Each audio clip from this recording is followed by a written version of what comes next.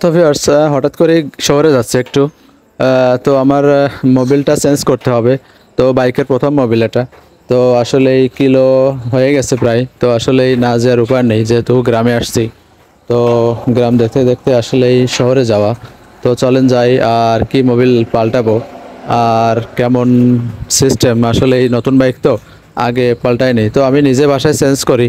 তো এখন আসলে এই সরঞ্জাম নাই, যেহেতু আমি আমার দেশের বাড়িতে নাই, সেজন্য শহরে যে চেঞ্জ করতে হবে। তো চলেন যাই। তো ভিউয়ার্স, গ্রাম দেখতে দেখতে চলেন যাওয়া যাক।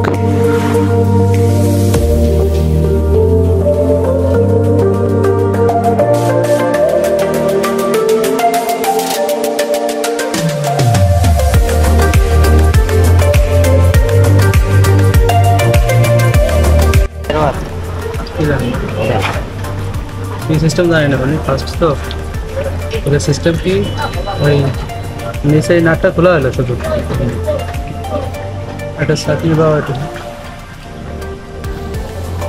তো ভিউয়ার্স, মোবিলটা দেখছেন অনেক পুরনো হয়ে গেছে, মনে হচ্ছে কালো হয়ে গেছে। বেশি দূর রাইড করা হয়নি, মাত্র 500 কিলো প্রায়। তো 300 থেকে 500-র ভিতরে বলে ফার্স্ট মোবাইল চেঞ্জ করা। তো আসলে কোম্পানি কতটুক দেয় জানি না, 1 লিটার তো দেয়, তাই না? তো এটা সিস্টেম হলো তলে, পুরো তলে একটা নাট আছে, তো সেটাই খুলতে হলো। তো আমাকে চেঞ্জ করতে হলে হয়তো বা একটু সময় লাগবে, তো চেষ্টা করব। যেহেতু কমন একটা গাড়ি, তো সমস্যা হওয়ার কথা না। তো মোবিল পাল্টালাম ইয়ামা লেভেল 41। তো জানি না কেমন। তো ইয়ামাহা গাড়ির এটাই দিল। তো আসলে অরিজিনাল না নকল তাও ভালো জানি না, আশা করতেছি ভালো। তো এই ছিল অবস্থা।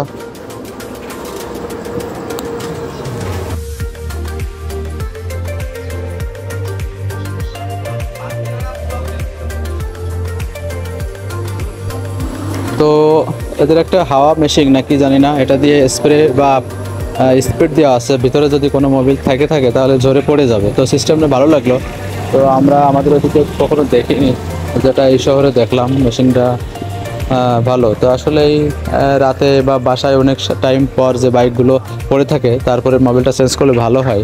কারণ মোবিলটা পুরোপুরি আর্নিং লাগানো থাকে, পুরাটা লাস্ট পর্যন্ত থাকে, যার কারণে পুরো মোবিলটা আসলে পড়ে যাওয়ার সুযোগ থাকে।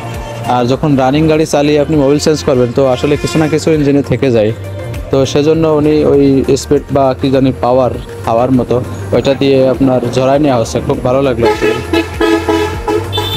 তো মোবিলটা নিল আমার কাছে 700 টাকা, সম্ভবত 650 ছিল, দামটা বেড়েছে সপ্তাহখানিক হলো। তো এই ছিল অবস্থা। তো সাথে থাকুন, পরবর্তীতে দেখা হচ্ছে নতুন কিছু নিয়ে। সে পর্যন্ত ভালো থাকেন সব।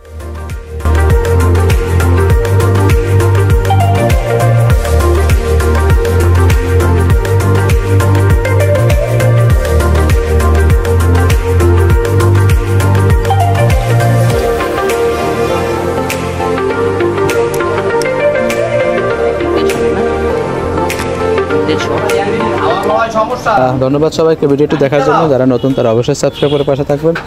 আবারও দেখা হচ্ছে নতুন কিছু নিয়ে। আসসালামু আলাইকুম রহমতুল্লাহ।